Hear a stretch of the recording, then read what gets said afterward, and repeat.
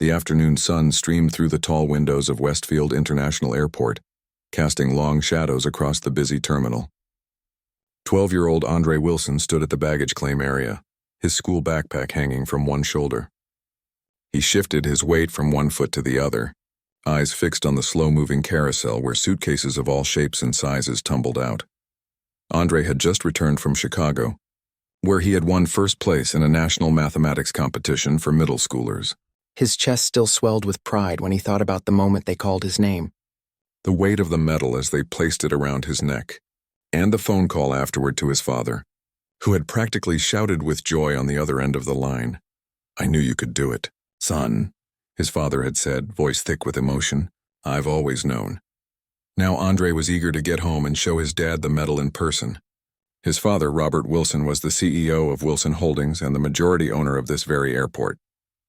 He had wanted to pick Andre up himself, but an emergency board meeting had kept him in his office on the top floor of the airport's administrative building.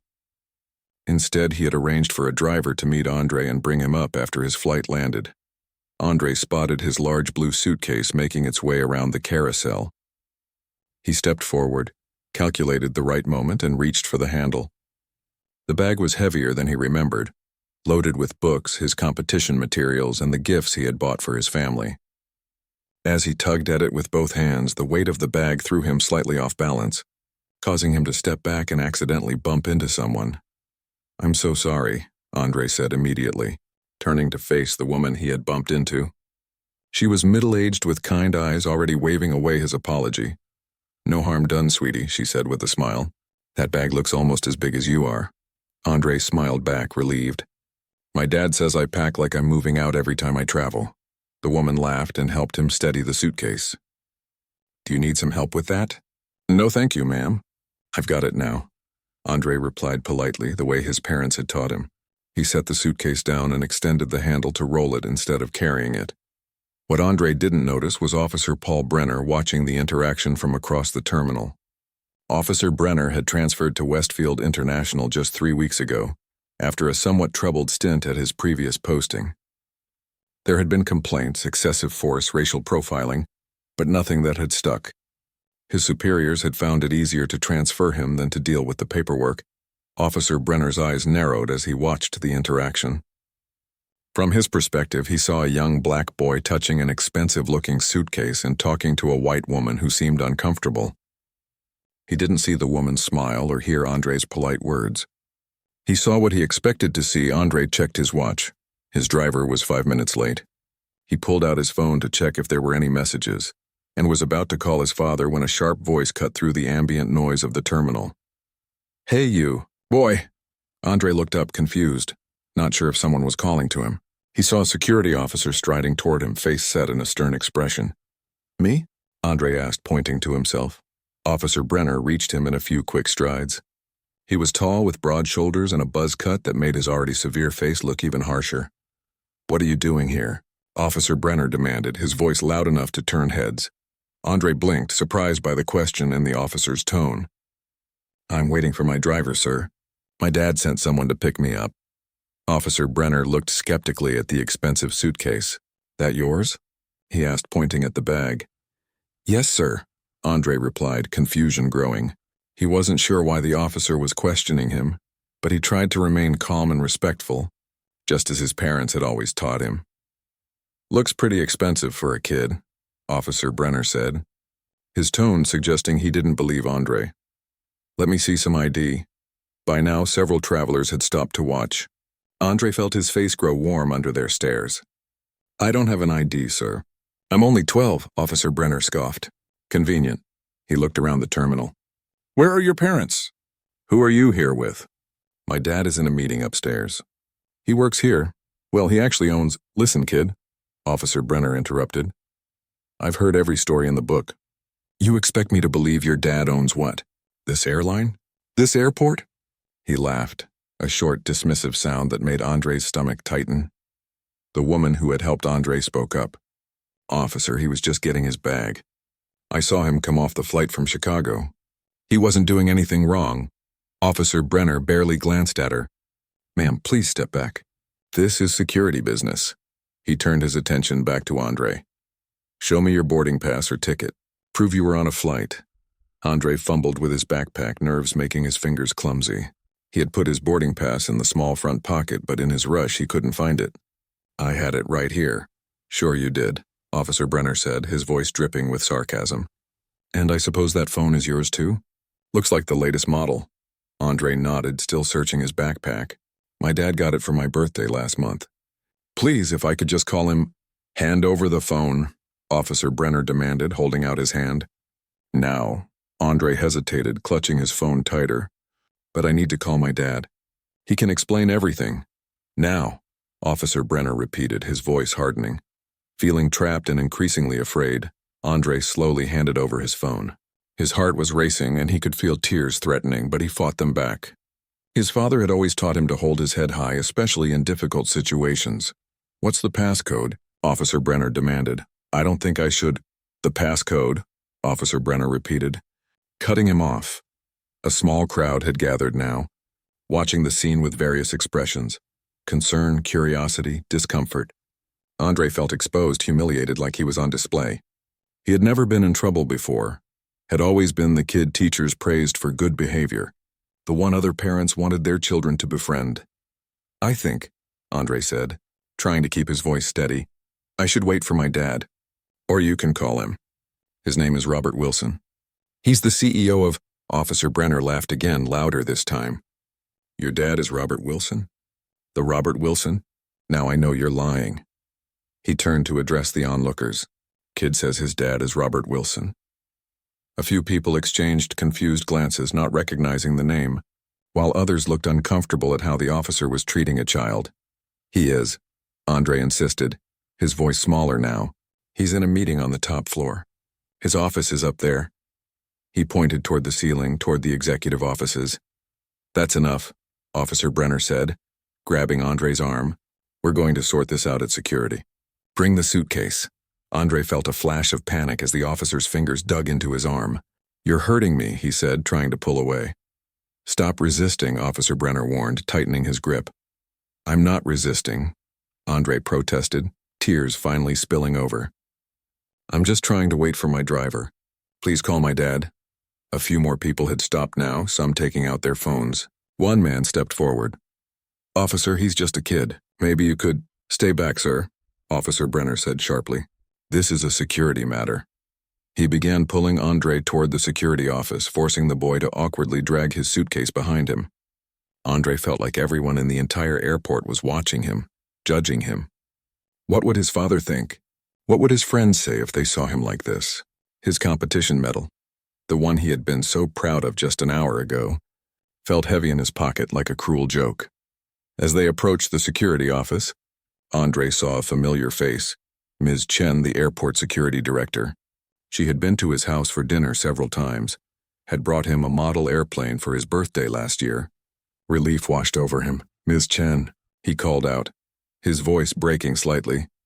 Ms. Chen looked up from her conversation with another security officer, her eyes widening as she saw Andre being pulled along by Officer Brenner. Andre? She said, confusion evident in her voice. What's going on here? Officer Brenner stopped, his grip on Andre's arm loosening slightly. You know this boy? Ms. Chen's expression shifted from confusion to concern. Of course I know him. That's Robert Wilson's son. What exactly is happening here, Officer Brenner? The color drained from Officer Brenner's face as the realization of his mistake began to dawn on him. He looked down at Andre, then back at Ms. Chen, then at the small crowd that had followed them. There was a situation at baggage claim, he began, already searching for a way to justify his actions. I was conducting a routine security check. Ms. Chen's eyes narrowed as she took in the scene. Andre's tear-streaked face, the tight grip Officer Brenner still had on the boy's arm, the confiscated phone in the officer's other hand. Let him go, she said, her voice quiet but commanding. Now. Officer Brenner released Andre's arm. Andre immediately stepped away from him, moving closer to Ms. Chen. Are you okay? Ms. Chen asked gently. Andre nodded, though the tremble in his lip suggested otherwise. I just want my dad, he whispered. Your father is looking for you, Ms. Chen said. He called down when your driver couldn't find you at baggage claim. She looked at Officer Brenner, her expression hardening. We'll discuss this in my office immediately."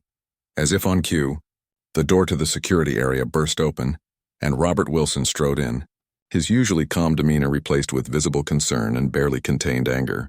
His eyes quickly found his son, taking in the scene in an instant. "Dad!" Andre cried, relief flooding through him. As father and son moved toward each other, Officer Brenner stood frozen, suddenly understanding exactly who he had just humiliated, and exactly who owned the airport where he worked. Robert Wilson moved across the security area with purposeful strides, his tailored suit unable to hide the tension in his shoulders. The moment Andre saw his father, he ran to him, relief washing over his young face. "Dad," Andre called out, his voice cracking slightly. Robert wrapped his arms around his son, holding him tight for a moment before gently placing his hands on Andre's shoulders to look him over. "Are you okay?" Robert asked, his voice low and steady, though anyone who knew him well could hear the controlled anger beneath.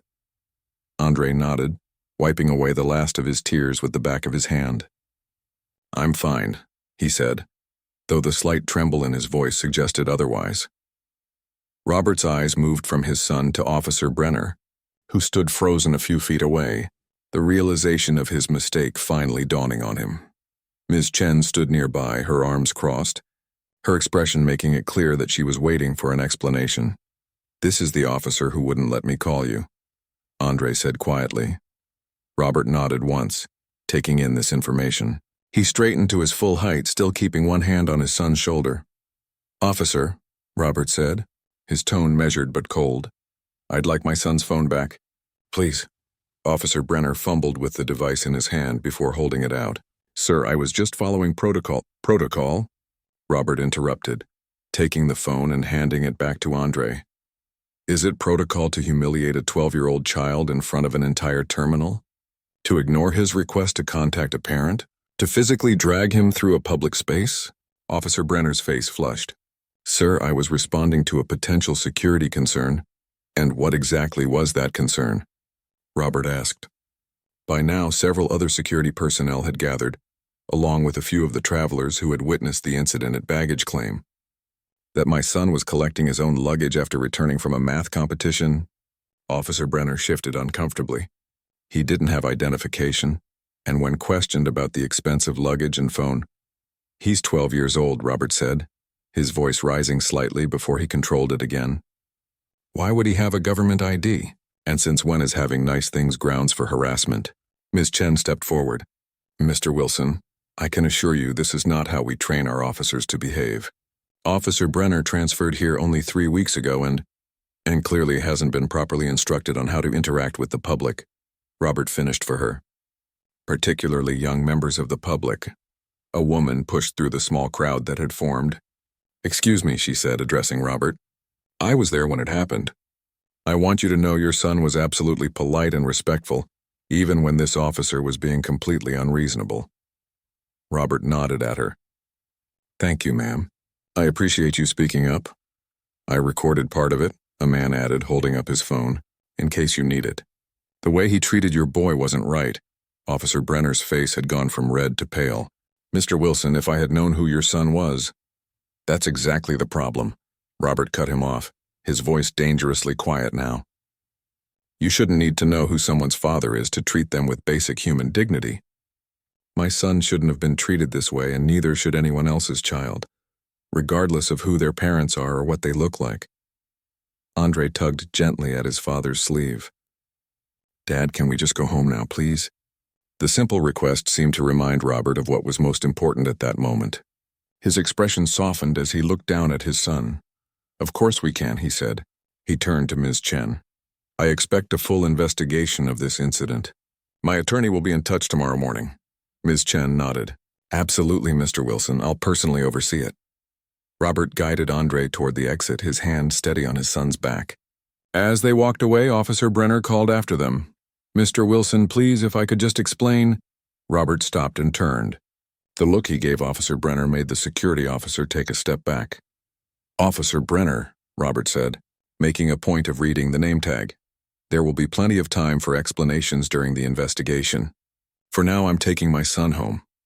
As they walked through the terminal, heading toward the private elevator that would take them to the parking level where Robert's car waited, Andre remained quiet, Robert glanced down at him, concerned. "Are you sure you're okay?" he asked softly. Andre nodded, but after a moment he spoke. "How come he treated me like that?" "I didn't do anything wrong." Robert slowed his pace, considering his words carefully. These were the conversations he had hoped his son wouldn't have to have so young, but had prepared for nonetheless. "No, you didn't do anything wrong." Robert agreed. Sometimes people make judgments based on what they see on the outside, not who a person really is. "You mean because I'm black?" Robert sighed. "That might have been part of it, but that's about his wrong thinking, not about you." They reached the elevator and Robert used his keycard to call it. As they waited, Andre looked up at his father. "Did that kind of thing happen to you when you were my age?" Robert nodded slowly. "It did. And it still happens sometimes, even now." Andre's brow furrowed. "But you own the whole airport." "I do," Robert said with a small smile. "But when people see me walking through the terminal, they don't see airport owner. They just see a man. And some of them make assumptions about that man based on how he looks." The elevator arrived with a soft chime and they stepped inside. As the doors closed, shutting out the noise of the terminal, Andre leaned against his father's side. "It made me feel small," he admitted. "Like I wasn't important." Robert put his arm around his son's shoulders. "I know, but you are important, and you are never small. You're my son, and you're going to be a great man someday, greater than I could ever hope to be." Back in the security office, chaos had erupted. Ms. Chen had ordered Officer Brenner into her office immediately, while other security personnel tried to disperse the crowd of curious onlookers. News of what had happened was already spreading through the airport staff. The owner's son had been racially profiled by a new security officer. Inside Ms. Chen's office, Officer Brenner sat rigidly in a chair across from her desk, his face a mask of poorly concealed panic. "Do you understand what you've done?" Ms. Chen asked, her normally friendly demeanor replaced with icy professionalism. Officer Brenner swallowed hard. "I was just doing my job. There was no way for me to know." "That's just it," Ms. Chen interrupted. "Your job is not to harass children. Your job is to ensure the safety of all travelers while treating them with respect and dignity. You failed spectacularly at that today." But the boy had an expensive suitcase and phone. He looked suspicious. Ms. Chen leaned forward, her hands flat on her desk. "Suspicious?" "He's a 12-year-old boy who had just gotten off a plane. There were dozens of witnesses who saw him exit the gate.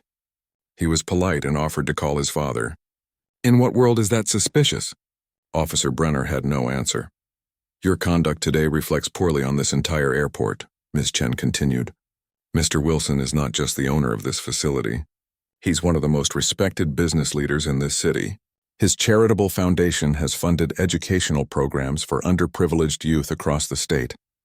And you just humiliated his son in front of a terminal full of travelers." Officer Brenner's shoulders slumped. "Am I fired?" "That's not my decision to make," Ms. Chen replied. "But you are suspended, effective immediately, pending a full investigation. Please surrender your badge and security credentials."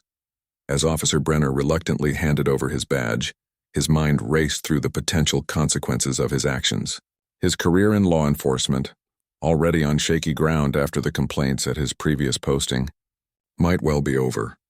Meanwhile, in the back of Robert's luxury car, Andre sat quietly, looking out the window as the airport receded in the distance. The excitement of his mathematics victory felt distant now, overshadowed by what had happened afterward. "I almost forgot," Andre said suddenly, reaching into his pocket. He pulled out a gold medal on a blue ribbon.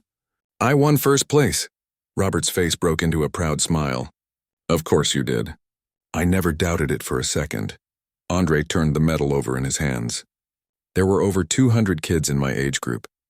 The final question was really hard, something about probability and combinatorics. But I remembered what you always say. Take your time and trust your training."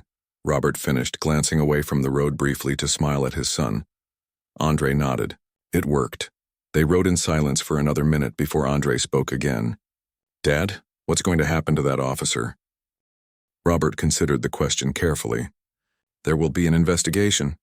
Consequences for his actions. But more importantly, I think this needs to be a moment for change at the airport." "What kind of change?" "The kind that might help make sure what happened to you today doesn't happen to someone else tomorrow," Robert said. "I own that airport.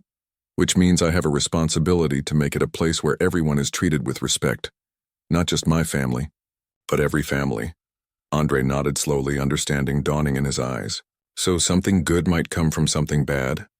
Robert reached over and squeezed his son's shoulder. With the right approach, yes. That's often how progress works, turning negative experiences into positive change. As they turned onto the tree-lined street leading to their home, Robert made a mental note to call his chief of operations as soon as they arrived. There would be meetings to schedule, policy changes to implement, perhaps an entire overhaul of the security training program. But that could all wait a few hours.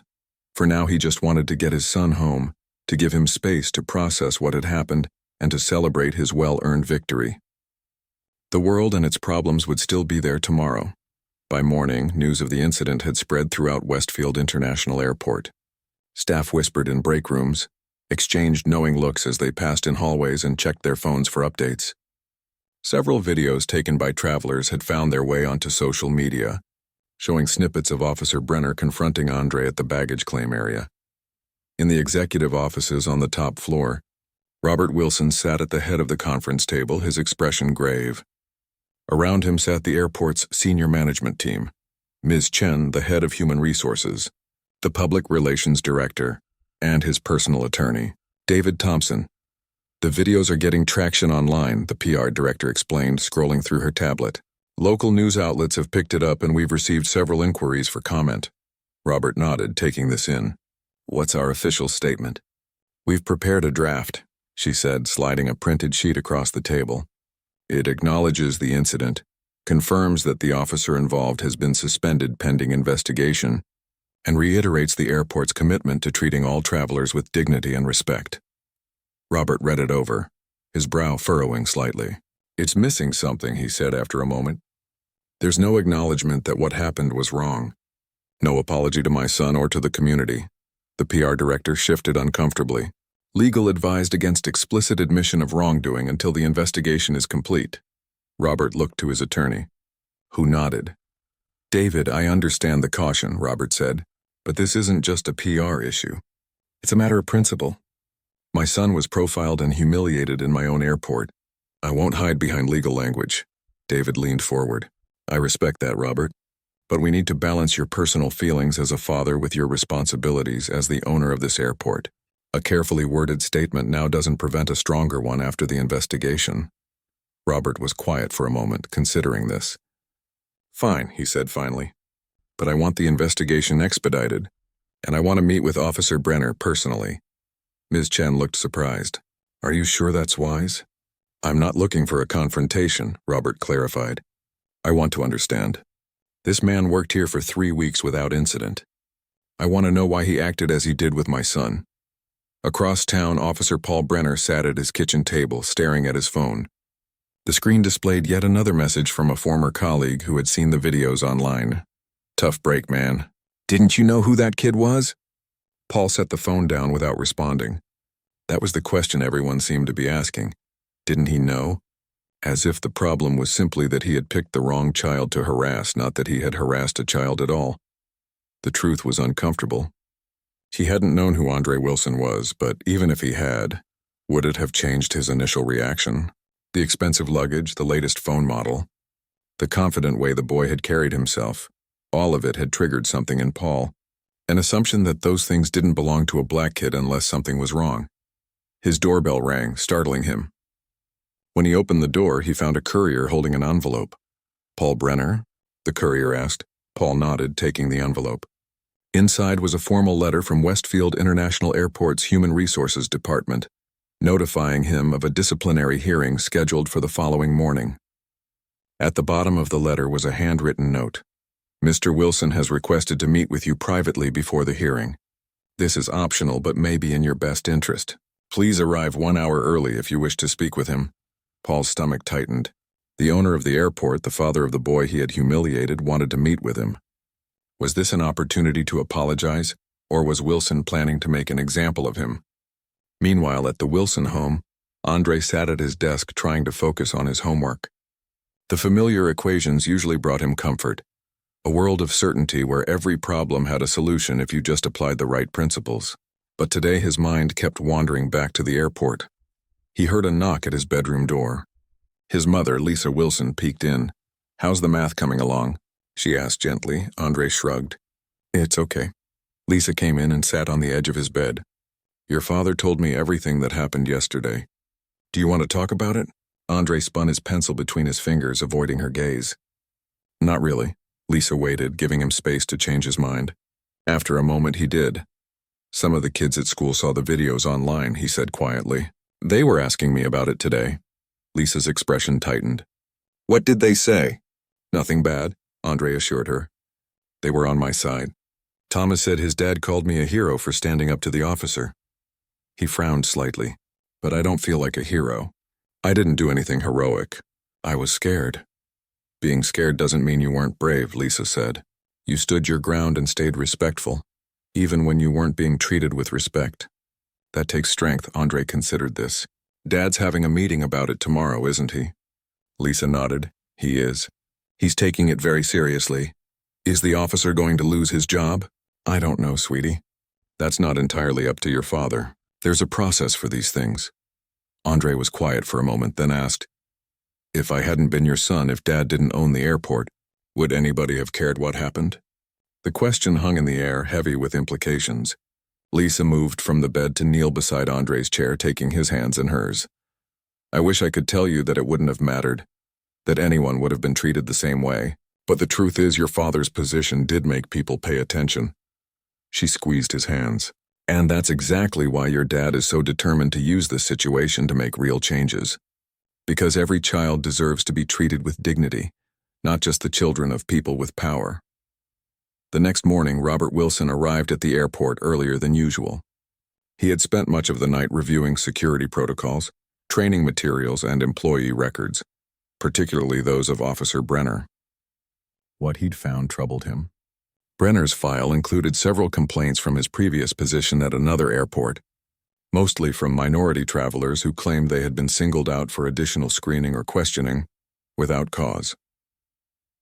Robert sat in his office, looking out over the airfield where planes taxied slowly toward their gates, bringing thousands of travelers from around the world. Each of those people would pass through his airport, trusting that they would be treated fairly and with respect. A knock at his door interrupted his thoughts. His assistant poked her head in. "Mr. Wilson, Officer Brenner is here to see you." Robert took a deep breath. "Send him in, please."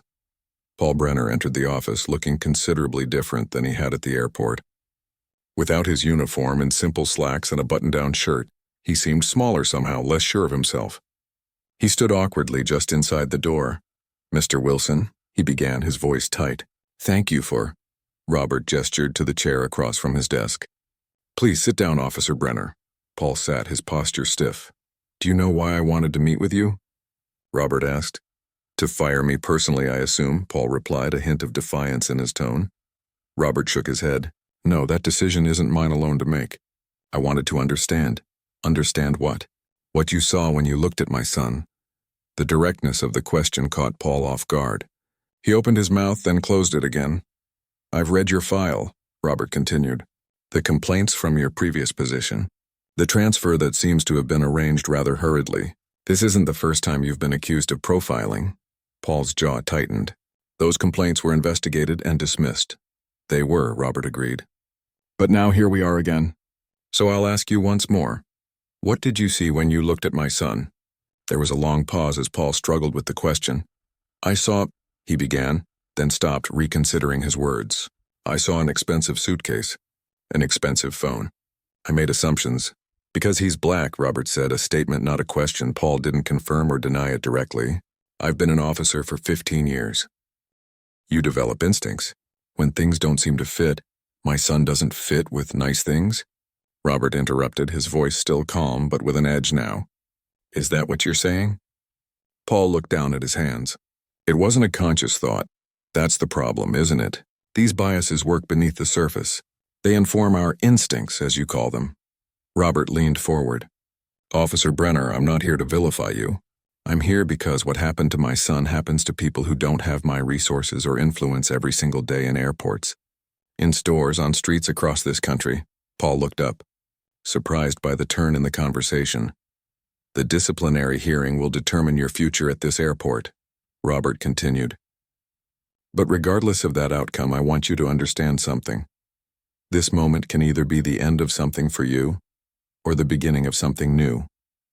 That part is entirely up to you. Before Paul could respond, Robert's assistant appeared at the door again. I'm sorry to interrupt, Mr. Wilson, but the board members are gathering for the emergency meeting. Robert nodded. Thank you. He stood, indicating that their conversation was over. The hearing is in 1 hour, Officer Brenner. I suggest you use this time to consider carefully what you want to say. As Paul Brenner left the office, he found himself at a crossroads, uncertain which path to take. The weight of his actions and their consequences had never felt so heavy. The disciplinary hearing room felt smaller than Paul Brenner remembered from his orientation 3 weeks earlier. 5 people sat at a long table facing him. Ms. Chen, the head of human resources, a union representative, the airport's chief of security, and surprisingly, Robert Wilson himself. Officer Brenner, Ms. Chen began, her voice formal. This hearing is to review the events that occurred 2 days ago involving a minor traveler, Andre Wilson, at baggage claim area B. We've reviewed security footage, witness statements, and social media videos of the incident. Do you have anything to add to your written statement before we proceed? Paul shifted in his seat. His written statement had been dry, factual, with phrases like perceived security concern and following standard protocol. Now those words felt hollow. Yes, he said, surprising himself. I'd like to amend my statement. The panel exchanged glances. The union rep leaned over. Are you sure? We discussed this, all nodded. I'm sure. He straightened his shoulders and looked directly at Robert Wilson. My written statement doesn't acknowledge what really happened. The truth is, I saw a young black boy with expensive items and I made assumptions that weren't based on any real security threat. There was no protocol that called for what I did. I let my biases affect my judgment and I treated a child unfairly as a result. The room fell silent. This was not what anyone had expected to hear. Officer Brenner, the HR director said carefully, are you aware that this statement could affect the outcome of this hearing? I am, Paul replied. But after my conversation with Mr. Wilson this morning, I realized that I have a choice to make. I can either defend actions that I know were wrong, or I can acknowledge my mistake and try to do better. Robert Wilson's expression remained neutral, but he studied Paul with new interest. The hearing continued for another hour. Evidence was presented, questions were asked, and procedures were reviewed. Through it all, Paul remained forthright about his actions and their underlying causes. By the time the panel called for a brief recess to deliberate, he felt strangely lighter, as if speaking the truth had lifted some invisible weight from his shoulders. In the hallway outside, Paul leaned against the wall, eyes closed. He heard footsteps approach and stop nearby. That couldn't have been easy, Robert Wilson's voice said. Paul opened his eyes. It wasn't, but it was necessary. Robert nodded. You surprised me in there. I surprised myself, Paul admitted. I've spent 15 years believing I was one of the good ones, you know. That I treated everyone fairly. It's not easy to face the fact that you've been carrying around biases you didn't even recognize. Recognition is the first step, Robert said. What matters now is what you do with that awareness. Before Paul could respond, the door to the hearing room opened. We're ready for you, Ms. Chen announced. Back inside, Paul stood before the panel, hands clasped behind his back, preparing himself for the end of his career. The chief of security cleared his throat. Officer Brenner, the panel has reached a decision. In light of the severity of the incident, your previous record and your testimony today, we are imposing a 60-day suspension without pay, mandatory completion of our enhanced bias training program, and 6 months of supervised probation upon your return. Do you accept these terms? Paul blinked in surprise. He had expected termination. Yes, he said. I do. There's one more condition, Robert Wilson added. During your suspension, I'd like you to participate in our community outreach program. We work with local schools to teach young people about airport operations and security. It might give you a different perspective.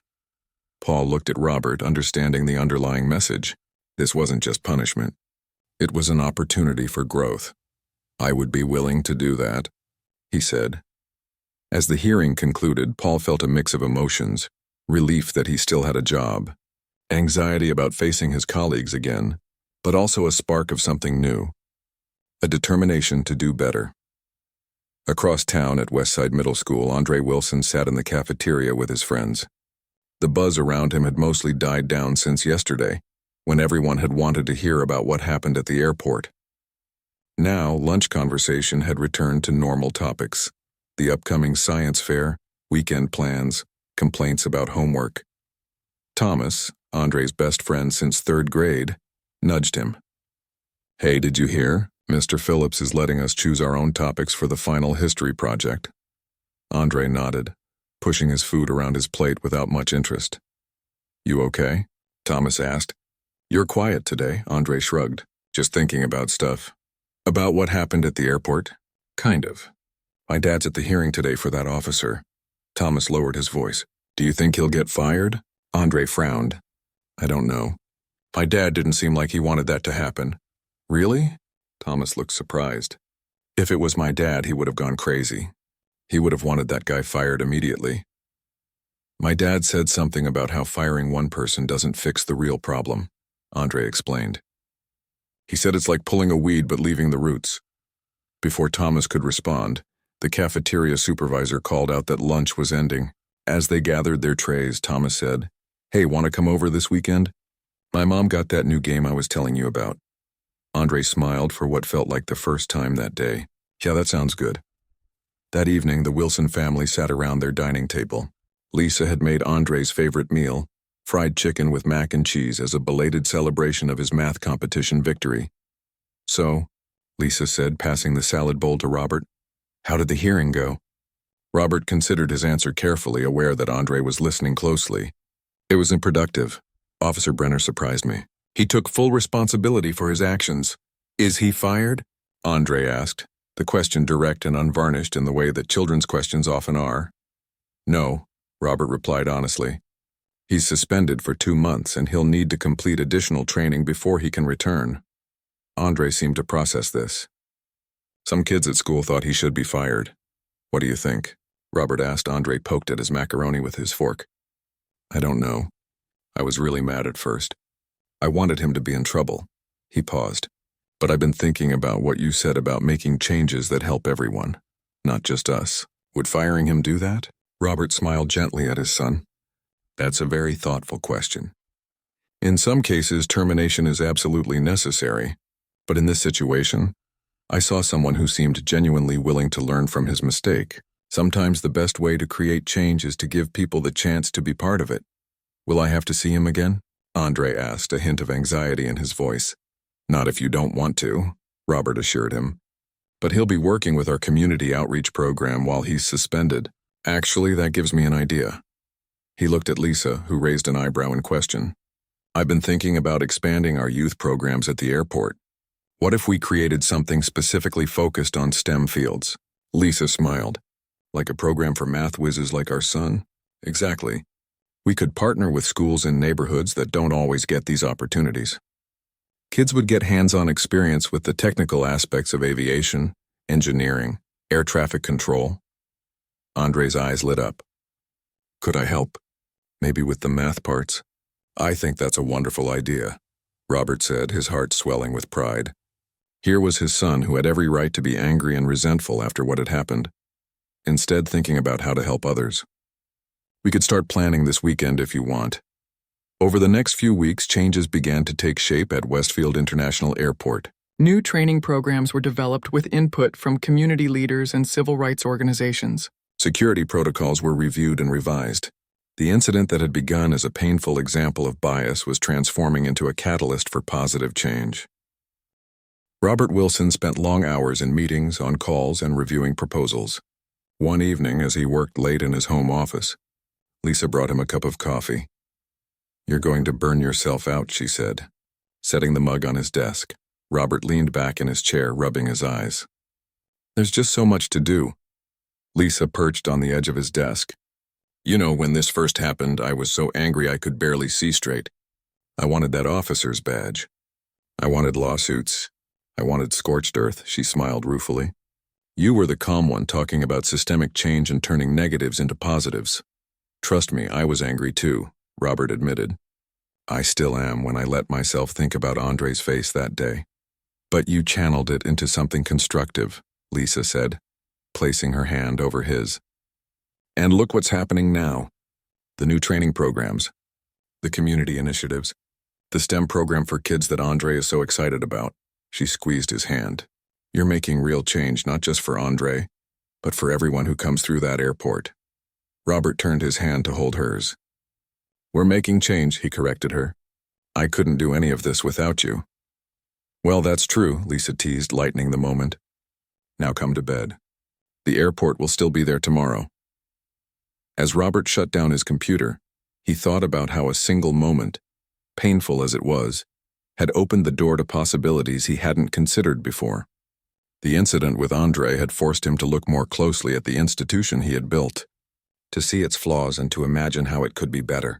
Tomorrow, he would meet with Paul Brenner again to review his progress in the community program. Next week, he would present the new security protocols to the board. And on Saturday, he and Andre would host the first information session for their new STEM initiative. One step at a time, they were turning an ugly incident into something meaningful. It wasn't perfect and it wouldn't erase what had happened, but it was progress. And for now, that was enough. 3 months had passed since the incident at the baggage claim. The early spring air carried a hint of warmth as Andre stood at the entrance of Westfield International Airport's newly renovated community center. Behind him, 25 middle school students from across the city chatted excitedly, name tags hanging around their necks. Everyone ready?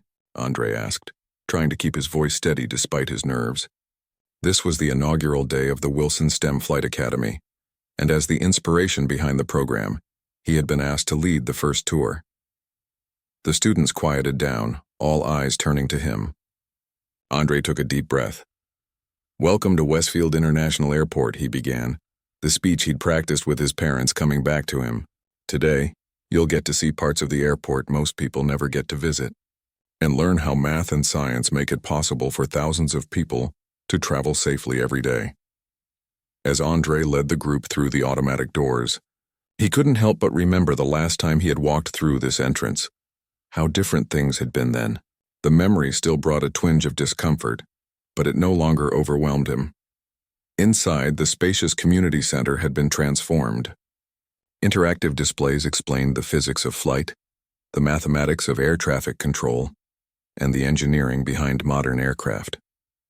College students from local universities stood ready at each station to guide the younger students through hands-on activities. Andre's father waited near the welcome desk, dressed not in his usual business suit but in slacks and a polo shirt with the Flight Academy logo. When he caught sight of Andre leading the group, his face lit up with pride. And this is my dad, Mr. Wilson, Andre said to the group. He's going to tell you a bit about what we'll be doing today. Robert stepped forward. Thank you, Andre, he addressed the students. Today isn't just a field trip. It's the beginning of what I hope will be a journey for many of you. Over the next 8 weeks, you'll learn from pilots, engineers, air traffic controllers, and other aviation professionals. You'll use math and science to solve real-world problems, and at the end, 5 of you will receive scholarships to continue your studies. The students murmured excitedly. Andre moved to stand beside his father, a warm feeling spreading through his chest.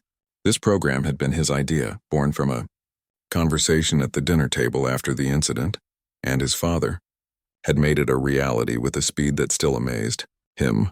As Robert continued explaining the day's schedule, the main doors opened. Andre glanced over and felt a jolt of recognition. Officer Paul Brenner, dressed in civilian clothes, walked in carrying a box of materials. He had completed his suspension period but had requested to continue working with the community program 1 day a week. Seeing him still gave Andre a strange feeling. Not exactly fear or anger anymore, but a complicated mix of emotions he couldn't quite name. They had seen each other a few times during the planning stages of the academy, always with Andre's father present, always with the careful politeness of people who share a difficult history. Paul set down his box and noticed Andre watching him. He gave a small nod of acknowledgement, which Andre returned after a moment's hesitation. The students were divided into smaller groups, each led by a high school mentor from the airport's existing youth program. Andre's group would start with the air traffic control simulator, his personal favorite. As they moved through the exhibits, one girl in his group, Tanya, hung back from the others. Andre slowed his pace to walk beside her. Not interested in planes? He asked. She shrugged. It's okay, I guess. My mom made me come. She says I need more enrichment opportunities. She made air quotes with her fingers. Andre laughed. My parents are like that too, always signing me up for things. Do you really like all this math stuff? She asked skeptically. I do, Andre admitted, but I get that it's not for everyone. What are you into? Art, she said, perking up slightly. I want to design things someday. Buildings maybe, or cars. That's cool, Andre said. You know, there's a whole section on aircraft design later. It's a lot of engineering, but it's also about making things look good and work better. You might like it. Tanya considered this. Maybe. They reached the air traffic control simulator, where an actual controller from the airport was waiting to show them how the system worked. As the other students crowded around, Andre noticed Tanya actually leaning in with interest when the controller began explaining how they used visual design principles to create systems that were both functional and intuitive. Later, during the lunch break, Andre found himself sitting at a table with his father and Paul Brenner. The adults had been discussing the morning's activities when Andre approached with his sandwich. There was an awkward moment as he considered sitting elsewhere, but his father had smiled and pulled out the chair next to him. The ATC simulator was a big hit, Paul was saying. We might need to schedule more time for it in the next session. Robert nodded. Good idea. What did you think, Andre? It was good, Andre said. But I think we should add more about the design aspects. Some kids are more interested in that than the pure math. That's an excellent point, Robert said. Would you be willing to help us revise that section for next time? Andre felt a small surge of pride. His dad wasn't just being nice, he actually valued his input. I could do that, he agreed. Paul watched this exchange with an expression Andre couldn't quite read. When there was a pause in the conversation, he cleared his throat. Andre, I've been wanting to say something to you for a while now, Paul began. I know we've seen each other a few times since what happened. But I never properly apologized to you directly. He met Andre's eyes. I'm truly sorry for how I treated you that day. It was wrong and there's no excuse for it. Andre sat very still, surprised by the directness of the apology. He had heard adults apologize before, but usually with qualifiers, with buts and explanations that took away from the sincerity. This felt different, thank you, he said simply. Not sure what else to add. Paul nodded, accepting that the apology had been heard, not pushing for forgiveness that had to be earned over time.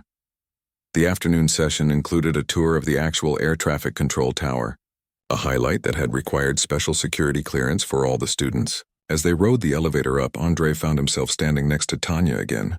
So, what do you think so far? He asked. It's actually pretty interesting, she admitted. The design stuff is cool. And I liked the simulator. Told you, Andre said with a grin. The view from the tower was spectacular, the entire airport laid out below them like a complex living organism.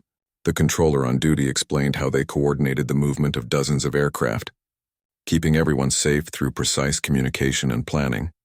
As the students pressed against the windows, pointing out planes taking off and landing, Andre stood back slightly, taking in the bigger picture.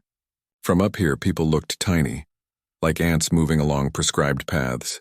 You couldn't tell who they were, what they looked like, where they came from. All that mattered was keeping them safe, getting them where they needed to go. The thought struck him as profound somehow, though he wasn't sure he could explain why.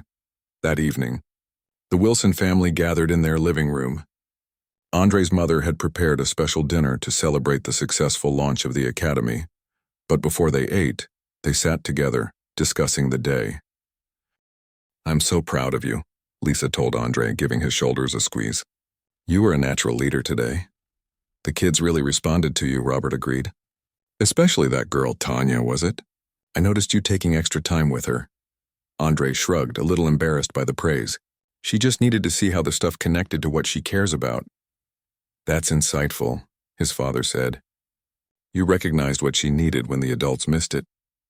They were quiet for a moment, the unspoken context hanging in the air, that Andre had insights partly because of what he had experienced himself. Dad? Andre said after a while. Remember when you said that what happened to me could lead to changes that helped other people? Robert nodded. I do. I think I get that now, Andre said slowly, working through his thoughts. Today, when I saw all those kids getting excited about stuff they might never have been exposed to otherwise, it felt like something good actually came from something bad. His father's eyes glistened slightly. That's exactly right. It doesn't erase what happened. It doesn't make it okay, but it does mean that your experience has created ripples of positive change. And what about Officer Brenner? Andre asked. Do you think he's really changed? Robert considered the question carefully. I think he's trying to. Real change takes time and effort. He's putting in that effort from what I can see. He apologized to me today, Andre said. It seemed real. How did that make you feel? Lisa asked gently. Andre thought about it. Weird, but also kind of good. Like he wasn't trying to make excuses or pretend it didn't happen. He just said it was wrong. His parents exchanged a look. One of those adult communications that happened without words. Sometimes, Robert said, the most powerful thing we can do is acknowledge our mistakes honestly. It opens the door to real growth. Later that night, as Andre lay in bed, he thought about the day, the excited students, the view from the control tower, the unexpected apology. 3 months ago, he had stood in that airport feeling humiliated and small. Today, he had walked those same halls as a leader, as someone with something valuable to contribute. The memory of that day would always be part of him. But now it existed alongside newer memories, better ones, and in some strange way, the painful experience had led to opportunities not just for him, but for kids across the city who might never have had the chance otherwise. As he drifted towards sleep, Andre realized something important. What had happened to him wasn't the end of the story. It was just the beginning.